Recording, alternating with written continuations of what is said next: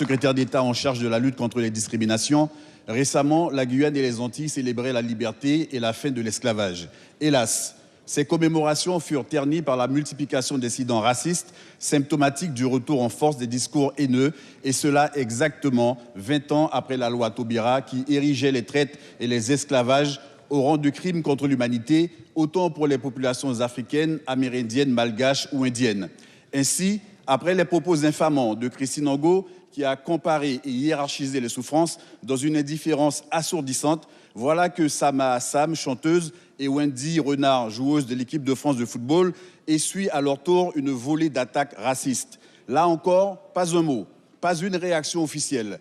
Est-ce par ignorance ou par mépris? Je voudrais, monsieur le député, dans l'esprit de vos mots, rappeler que chaque acte de racisme, d'antisémitisme, est une atteinte à ce que nous sommes, est une atteinte aux valeurs mêmes de la République, en assumant parfaitement nos différences. C'est la raison pour laquelle nous devons nous mobiliser de façon constante. Parce que les victimes du racisme ne portent pas plainte de façon systématique. Et nous devons les aider à le faire de façon systématique pour qu'il y ait des poursuites, des sanctions qui sont absolument nécessaires. C'est le dispositif de la plainte en ligne qui doit faciliter cela.